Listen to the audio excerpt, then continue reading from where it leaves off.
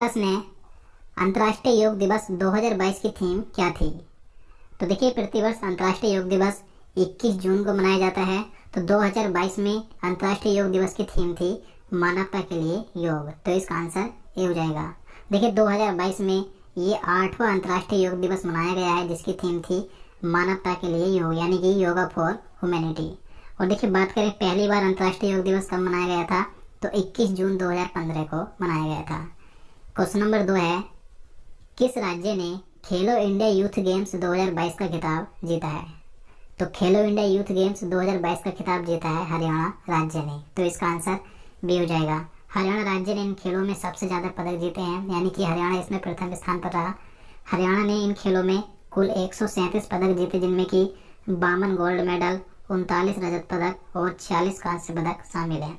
इसके बाद दूसरे स्थान पर रहा महाराष्ट्र। महाराष्ट्र ने इसमें 125 पदक जीते, जिसमें 45 गोल्ड, 40 रजत और 40 कांस्य पदक शामिल हैं। तीसरे स्थान पर रहा कर्नाटक। कर्नाटक ने कुल 67 पदक जीते, जिसमें 22 गोल्ड मेडल, 17 रजत पदक और 28 कांस्य पदक शामिल हैं। और देखिए, खेलो इंडिया यूथ गेम्स 2022 का आयोजन हरियाणा के पंचकुला में अलग अलग स्थानों पर किया गया था, जो कि 4 जून से 13 जून तक आयोजित हुए थे। इसके बाद नेक्स्ट क्वेश्चन है, विश्व प्रतिस्पर्धात्मक सूचकांक 2022 यानी कि वर्ल्ड कॉम्पिटेटिवनेस इंडेक्स 2022 में भारत कौन से स्थान पर रहा है? तो इसका आंसर सी हो जाएगा, 37वें स्थान पर। तो देखिए, वर्ल्ड कॉम्पिटेटिवनेस इंडेक्स 2022 में भारत को 37वां स्थान मिला है। देखिए, भारत पिछले वर्ष यानी कि 2021 में इसमें 43वें स्थान पर था और अब 2022 में 37वें स्थान पर आ गया है। देखिए, इस सूचकांक में कुल 63 देशों को शामिल किया गया था, जिसमें से भारत को 37वें स्थान प्राप्त हुआ है और इसमें प्रथम स्थान पर है डेनमार्क। क्वेश्चन नंबर 4 है, देखिए, इन्होंने 30 जून 2022 को नए मुख्यमंत्री के रूप में शपथ ली है और महाराष्ट्र के राज्यपाल कौन है? तो भगत सिंह कोश्यारी हैं। इसके बाद अभी इसका 58वां संस्करण था फेमिना मिस इंडिया का, जिसका ग्रैंड फिनाले 3 जुलाई 2022 को मुंबई के जियो वर्ल्ड कन्वेंशन सेंटर में आयोजित किया गया था। और देखिए, इनसे पहले फेमिना मिस इंडिया 2022 कौन बनी थी? तो मानसा वाराणसी बनी थी, जो कि तेलंगाना राज्य की थी। तो याद रखना है कि 2022 में मिस इंडिया कौन बनी है? तो कर्नाटक की सिनी शेट्टी बनी है। इसके बाद अगला क्वेश्चन है, 48वां G7 शिखर सम्मेलन 2022 कहाँ आयोजित हुआ? तो इसका आंसर बी हो जाएगा, जर्मनी में। तो देखिए, 2022 में 48वां G7 शिखर सम्मेलन 26 जून से 28 जून तक जर्मनी के बावेरियन आल्प्स के स्लोस एल्मो में आयोजित किया गया था। अब देखिए, किसके द्वारा प्रस्तुत किया गया था? तो जर्मन चांसलर ओलाफ स्कोल्जो के द्वारा यह प्रस्तुत किया गया था और इस समय जर्मनी के राष्ट्रपति हैं फ्रैंक वाल्टर स्टाइनमायर। देखिए, G7 की बात करें तो इसमें कौन कौन से देश शामिल हैं?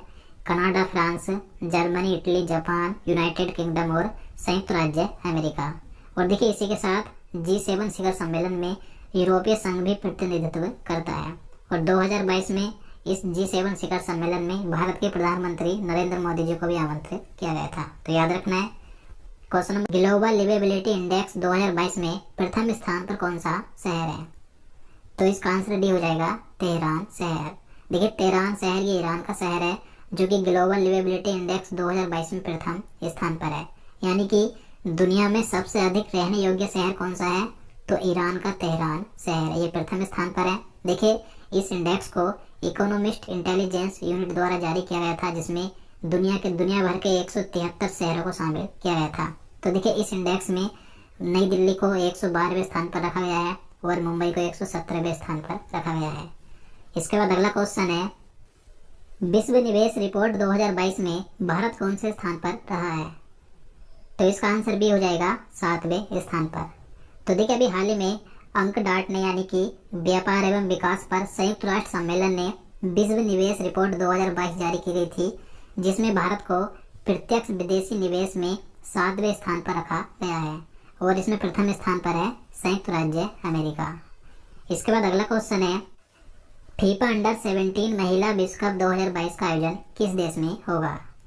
तो देखिए, फीफा अंडर 17 महिला विश्व कप 2022 का आयोजन भारत में किया जाएगा। तो इसका आंसर डी हो जाएगा। देखिए, इसका आयोजन भारत में 11 अक्टूबर से 30 अक्टूबर तक होगा। और इसी के साथ बता दूं, फीफा वर्ल्ड कप 2022 का आयोजन कतर में होना है 21 नवंबर से 18 दिसंबर तक। तो याद रखना है, इसके बाद अगला क्वेश्चन है, महात्मा गांधी राष्ट्रीय ग्रामीण रोजगार गारंटी योजना यानी कि मनरेगा के तहत लोकपाल के रूप में किसे नियुक्त किया गया है? तो इसका आंसर डी हो जाएगा, एन.जे. ओझा को। तो देखिए अभी हाल ही में मनरेगा के नए लोकपाल बने हैं एन.जे. ओझा। देखिए बात करें मनरेगा की, तो इसे 2 फरवरी 2006 को शुरू किया गया था। देखिए पहले इसका नाम नरेगा था यानी कि राष्ट्रीय ग्रामीण रोजगार गारंटी अधिनियम था, लेकिन 2 अक्टूबर 2009 को इसका नाम बदलकर मनरेगा यानी कि महात्मा गांधी राष्ट्रीय ग्रामीण रोजगार गारंटी अधिनियम कर दिया गया था। तो याद रखना है। इसके बाद अगला क्वेश्चन है, किस देश ने चांद का विश्व का सबसे विस्तृत नक्शा जारी किया है? तो इसका आंसर सी हो जाएगा, चीन ने। तो देखिए अभी हाल ही में चीन देश ने चंद्रमा का एक सबसे अच्छा अब तक का विस्तृत नक्शा जारी किया है। देखिए इससे पहले अमेरिका ने 2020 में चंद्रमा का नक्शा जारी किया था, लेकिन उससे भी अच्छा चंद्रमा की सतह का और भी बारीकी से विवरण अब चीन ने किया है। तो अब तक का सबसे अच्छा चंद्रमा का नक्शा यानी कि मैप किसने जारी किया है? चीन देश ने। इसके बाद अगला क्वेश्चन है, QS वर्ल्ड यूनिवर्सिटी रैंकिंग 2023 में भारत का भारतीय विज्ञान संस्थान बेंगलुरु कौन से स्थान पर है? तो इसका आंसर सी हो जाएगा, 155वें स्थान पर। तो देखिए अभी हाल ही में QS वर्ल्ड यूनिवर्सिटी रैंकिंग 2023 जारी की गई थी, जिसमें भारतीय विज्ञान संस्थान बेंगलुरु को 155वें स्थान पर रखा गया है। देखिए इस रैंकिंग में भारत के 41 विश्वविद्यालय को जगह मिली है, जिसमें IISc बेंगलुरु को 155वां स्थान मिला है, IIT बॉम्बे को 172वां और IIT दिल्ली को 174वीं रैंक मिली है। और इसमें प्रथम स्थान पर है अमेरिका का मैसाचुसेट्स इंस्टीट्यूट ऑफ टेक्नोलॉजी। तो याद रखना है। इसके बाद नेक्स्ट क्वेश्चन है, किस भारतीय को एशिया प्रशांत विभाग का प्रमुख नियुक्त किया गया है? तो इसका आंसर ए हो जाएगा, कृष्णा श्रीनिवासन को। तो देखिए अभी हाल ही में अंतर्राष्ट्रीय मुद्रा कोष की जो प्रबंध निदेशक है क्रिस्टालिना जॉर्जीवा, तो इन्होंने 22 जून 2022 को भारतीय कृष्णा श्रीनिवासन को एशिया और प्रशांत विभाग का प्रमुख नियुक्त किया है। देखिए इन्होंने चांग योंग री का स्थान लिया है। इसके बाद क्वेश्चन नंबर 15 है, भारत किस वर्ष पहला मानव अंतरिक्ष मिशन गगनयान और साथ ही पहला मानव महासागर मिशन लॉन्च करने की घोषणा की है? तो इसका आंसर भी हो जाएगा 2023 में। तो देखिए भारत ने घोषणा की है कि वह 2023 में अपना पहला मानव अंतरिक्ष मिशन जिसका नाम है गगनयान और इसके साथ ही पहला मानव महासागर मिशन लॉन्च करेगा। तो ये दोनों कब लॉन्च किए जाएंगे? 2023 में। इसके बाद अगला क्वेश्चन है, निम्न में से किस राज्य में हाल ही में सुरक्षा मित्र प्रोजेक्ट लॉन्च की गई है? तो देखिए ये जो सुरक्षा मित्र प्रोजेक्ट है ये केरल राज्य में लॉन्च किया गया है। तो इसका आंसर डी हो जाएगा। देखिए ये जो सुरक्षा मित्र प्रोजेक्ट है यह एक वाहन निगरानी प्रणाली है जो किसी भी दुर्घटना के मामले में संकट संदेश भेजता है।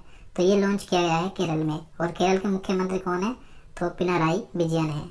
इसके बाद अगला क्वेश्चन है, किस देश में 2 वर्ष के बाद सांग्री-ला वार्ता का आयोजन किया गया है? तो देखिए 2022 में सांग्री-ला वार्ता का आयोजन किया गया है सिंगापुर में। तो इसका आंसर डी हो जाएगा। देखिए 2020 और 2021 में कोविड-19 महामारी के कारण इसका आयोजन नहीं किया गया था। अब 2022 में ये जो 19वीं सांग्री-ला वार्ता है इसका आयोजन सिंगापुर में 10 जून से 12 जून तक किया गया था। देखिए ये जो सांग्री-ला वार्ता है यह एशिया का प्रमुख रक्षा शिखर सम्मेलन है जिसमें क्षेत्र में सुरक्षा चुनौतियों को लेकर मंत्रियों की बहस होती है। देखिए 2022 में इसका जारीकर्ता कौन है? तो international institute for strategic studies. देखिए इसमें भारत सहित 40 से अधिक देशों के लगभग 500 प्रतिनिधियों ने हिस्सा लिया था। तो याद रखना है। इसके बाद अगला क्वेश्चन है, महाराष्ट्र के राज्यपाल भगत सिंह कोश्यारी ने किसे डॉक्टरेट की मानद उपाधि से सम्मानित किया है? तो इसका आंसर ए हो जाएगा, रतन टाटा को। तो देखिए प्रसिद्ध उद्योगपति रतन टाटा को अभी हाल ही में जो महाराष्ट्र के राज्यपाल हैं भगत सिंह कोश्यारी, तो इन्होंने रतन टाटा को डॉक्टरेट की मानद उपाधि से सम्मानित किया है। तो याद रखना है। इसके बाद क्वेश्चन नंबर 19 है, किस राज्य के किशोर राहुल श्रीवास्तव भारत के 74वें ग्रैंड मास्टर बने हैं? तो देखिए भारत के 74वें ग्रैंड मास्टर बने हैं किशोर राहुल श्रीवास्तव। तो ये किस राज्य के हैं? तो ये तेलंगाना राज्य के हैं। तो इसका आंसर डी हो जाएगा।